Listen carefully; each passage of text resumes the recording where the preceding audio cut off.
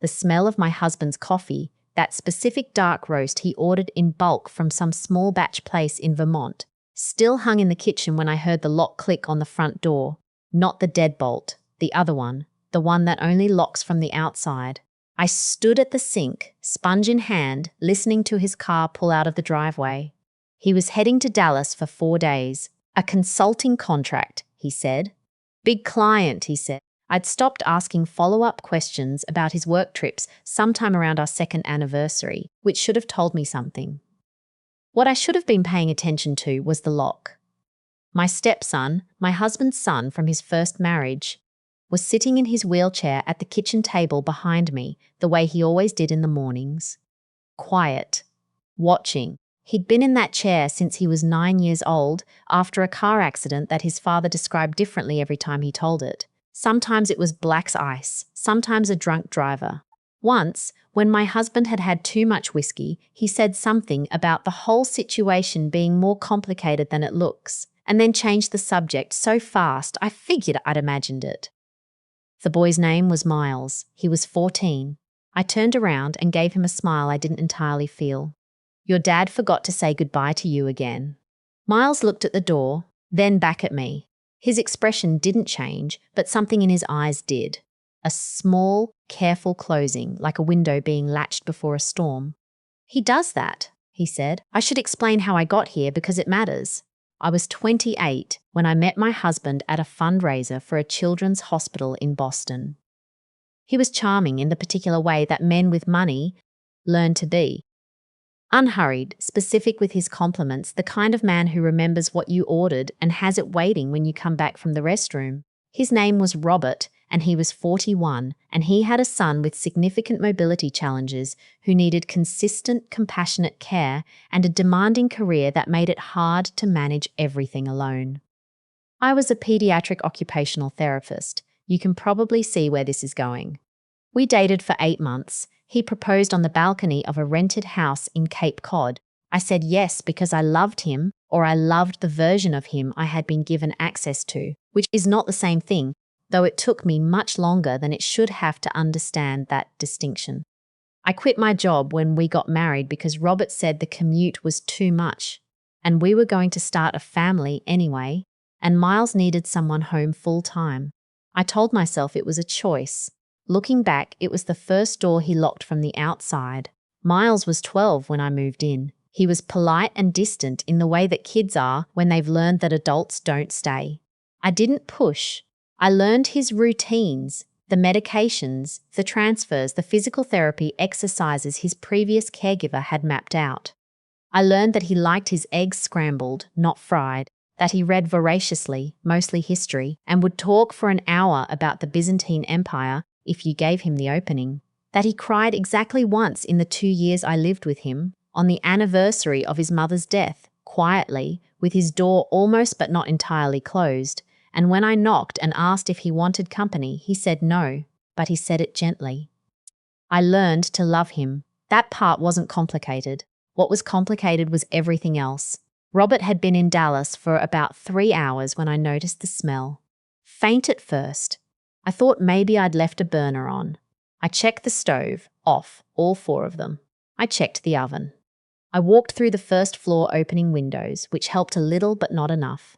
Do you smell that? I called toward the living room. Miles didn't answer. I walked in and found his wheelchair empty. I want you to understand what that meant to me in that moment.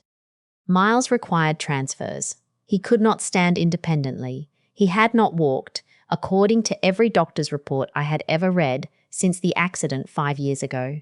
His chair was empty and he was not in it, and my brain simply refused to process the information correctly. Then I heard him in the kitchen. He was standing at the stove, standing on 2 feet entirely unsupported, turning the knob on the back left burner that I had checked and believed was off. It had not been off. It had been turned just past the click point to the place where gas flows but does not ignite. He clicked it firmly to the closed position, then moved to the window above the sink and pushed it open. He turned around and found me standing in the doorway. We looked at each other for a very long time. Miles, I said. My voice came out strange, thin. I know, he said, I know. Sit down. I need to tell you some things and we don't have a lot of time. He told me to sit, but I couldn't. I leaned against the counter because my legs felt like they'd forgotten what they were for. How long? I said. Have I been able to walk? He said it matter-of-factly, the way you'd confirm a meeting time. Since about 6 months after the accident. The injury was real, the recovery was real. Dad just decided that no one needed to know about the second part. Why? Miles pulled out a chair and sat down at the kitchen table in the regular way a person sits in a chair, and something about the casualness of it made my stomach drop straight through the floor. Because a disabled kid gets a lot more sympathy, he said, from judges, from social workers, from women who are pediatric occupational therapists. The room tilted. He knew what I did, I said, when we met. At the fundraiser, he researched you. He was looking for someone specific. Miles folded his hands on the table. He looked older than 14. Right then, he looked like someone who had been holding a very heavy thing for a very long time and was finally, carefully, setting it down. Someone with a medical background, so they'd know how to take care of me and wouldn't ask too many questions about the diagnosis. Someone without a lot of family nearby, someone who'd be willing to leave a career. He paused. You fit every single thing on his list. I thought about the fundraiser. The specific unhurried charm, the coffee in Vermont, Cape Cod. He planned it, I said. He plans everything. I looked at the stove. The gas. Miles nodded slowly. The back left burner has been loose for about 2 weeks, I told him. He said he'd call someone. A beat. He didn't call anyone. I thought about Robert leaving this morning. The way he'd kissed me on the cheek, which he almost never did anymore, and told me he'd call when he landed, the way he'd double-locked the front door, which I hadn't thought about until right now. Miles, does this house have a gas leak right now because your father caused it on purpose? He didn't answer immediately, which was its own answer. I found the texts, he said instead. 3 weeks ago. He left his phone on the charger and got in the shower and I know I shouldn't have, but something felt wrong and He stopped, steadied himself. There's a woman in Dallas. They've been together for about a year. He's been talking to her about what comes next, about the insurance policy he took out on you 14 months ago, about how much easier things would be. The coffee smell was still in the kitchen, the dark roast from Vermont. I was going to smell it for the rest of my life. The windows, I said. Open all the windows. I did the ones down here, the upstairs ones. I'll do them. I pushed off the counter, and then you're going to show me those texts. This is the part of the story where I want to be clear about something because I know what it sounds like from the outside. Why didn't you just call the police right then? The answer is, I did, or I tried. I went for my phone, which I'd left charging in the bedroom, and found the charger but not the phone. I checked the nightstand, the bathroom, my purse. I went back downstairs and checked the kitchen counter, the couch cushions, under Miles's wheelchair. I asked Miles if he'd seen it. He hadn't, but he showed me his tablet, an older iPad he used for school, which still had the photos he'd taken of Robert's texts. 17 screenshots, methodical and dated, the most recent from 2 days ago. Reading them was like being lowered slowly into very cold water. The woman's name appeared as D in the contacts. The conversation was 3 months old. It covered, in clinical, unhurried language, the kind of future Robert was planning. The life insurance policy payout, the story he'd tell about a terrible accident, the way Miles would go to live with Robert's brother in Phoenix, who had agreed, in a separate thread I will not describe in detail, to take the boy off his hands. There was a message from 4 days ago, taken care of. Should be done by Thursday. Today was Thursday. My phone was gone. The front door was locked from the outside. I had checked twice, and the deadbolt required a key from either direction. The back door opened fine but led directly to our fenced backyard, privacy fence 6 feet, and I am 5'4" and not athletic. The garage had Robert's car in it, keys, presumably with Robert in Dallas, and my own car, which Robert had 14 months ago, suggested we sell because we only really needed one vehicle and the insurance was adding up. I stood in the kitchen and did the accounting of how thoroughly I had been arranged into a corner, and I felt something shift inside me. Not panic, something colder than panic. Anger has a temperature, and it's not hot the way people say. It's ice. It's clear. What about your phone? I asked Miles. He shook his head. Dad took it last week. Said I was spending too much time on it. The landline stick in September. Dad said everyone uses cell phones now. I looked at Miles. He looked okay, I said. The tablet has Wi-Fi. We're going to email 911. Miles blinked. Can you do that? You can contact local police departments through their websites. I'm going to find the non-emergency line for our precinct, explain the situation, attach your screenshots and send it. And then we're going to open every window in this house and figure out how to get over that back fence. The email took 11 minutes. I know because I watched the clock on the tablet while I typed, compulsively, the way you do when you're trying to stay functional. I explained everything. The gas, the locked door, the missing phone, the screenshots. I attached all 17 images. I found the direct contact email for the detective division of our local precinct from a community newsletter that was still open in Miles's browser history. And I sent it there too. And to the general inbox and to an address I found for a victims advocate organisation I vaguely remembered seeing mentioned somewhere. Then Miles and I stood in the backyard and I boosted him over the fence. I want to be specific about that moment because it matters. Miles, who had spent 5 years pretending he could not use his legs, planted both feet on my interlaced hands and went over a 6-foot privacy fence with the focused economy of a person who had been quietly, secretly maintaining his physical strength for years. He landed on the other side and I heard a soft thud and then his voice, "I'm okay. Your turn." He talked me through it, where to put my hands, how to distribute my weight, don't push off too early. I made it over on the second try and landed badly on one ankle, which swelled immediately and made the next 40 minutes significantly more unpleasant. We went to the neighbour 3 houses down, a retired woman named, well, it doesn't matter, but she had a phone and she did not hesitate. The police were there within 22 minutes. I know the exact time because the officers noted it in the report, which I have read many times since. The investigation turned up things I had not known and things I had half known and refused to let myself look at directly. Robert landed in Dallas at 10:47 a.m. He did not have a consulting contract. He had a hotel reservation and a dinner reservation and a woman named Dawn, who had no idea, as it turned out, what she had been participating in. She cooperated fully with investigators, and I have no anger toward her.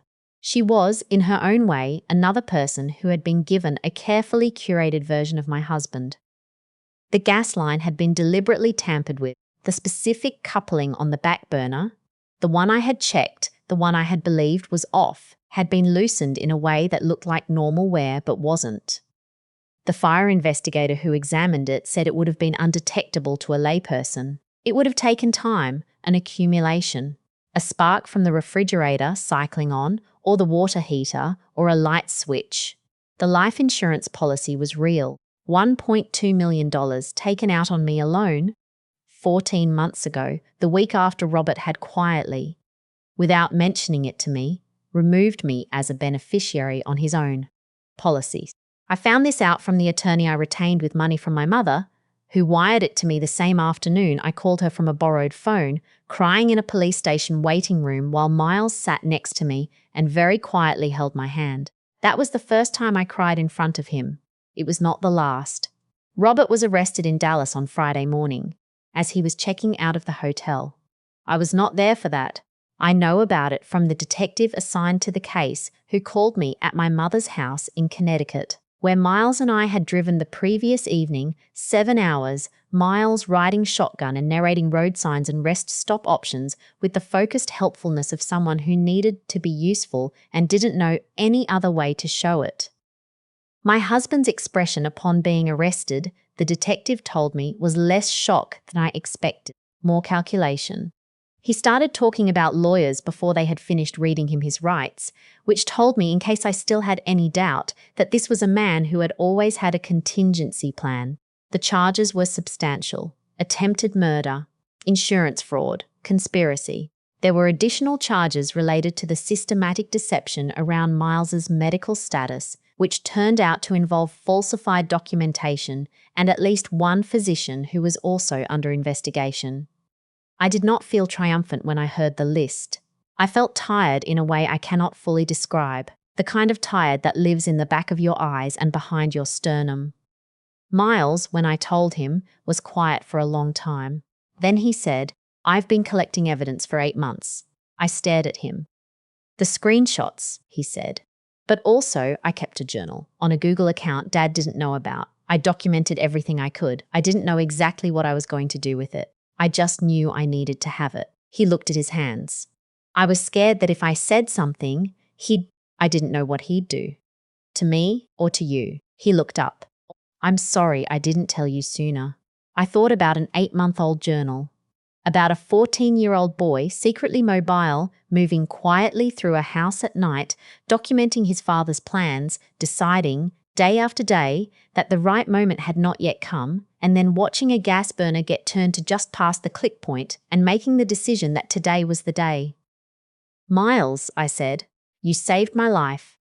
He shrugged in the particular way teenagers shrug when they feel something too big to hold directly. "You stayed," he said, "when you didn't have to. You stayed and you were actually good to me, not because it was your job." He paused. "Not a lot of people have been actually good to me." I reached over and put my hand over his, and we sat there in my mother's kitchen in Connecticut with afternoon light coming through the yellow curtains she'd had since I was 7. And I did not to say anything because there was nothing to say that would have been more than what that moment already was. The divorce was final 11 months later. Robert's trial is ongoing as of now, delayed twice by motions from his attorney, who is very expensive and very good, and still working against evidence that, in the words of the prosecutor, is unusually comprehensive for a case like this. Comprehensive, in large part because of an 8-month journal maintained by a teenager on a secret Google account. The court appointed a guardian ad litem for Miles early in the process, a woman who was thorough and fair and who spoke to Miles alone for several hours across multiple sessions. Miles told her the truth about everything, including the 5 years of faking his disability. The report she filed was careful and humane. It described a child who had learned that concealment was survival and who had used his only available tools: intelligence, patience, meticulous observation to protect himself and, ultimately, someone else. She recommended that his primary residence be with me if I was willing.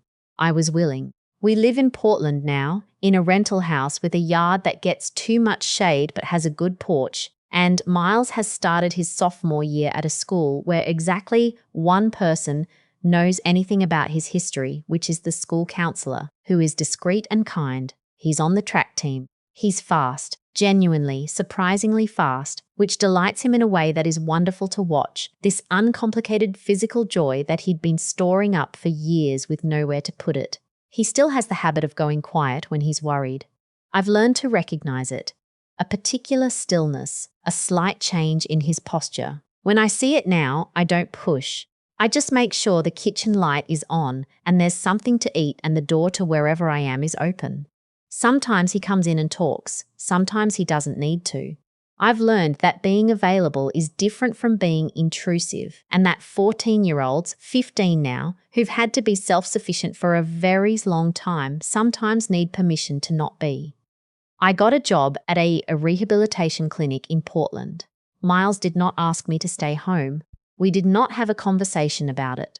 I simply started applying for positions the week after we moved, and when I got the offer, I told him over dinner, and he said, "That's great," and went back to his history homework and the casualness of it.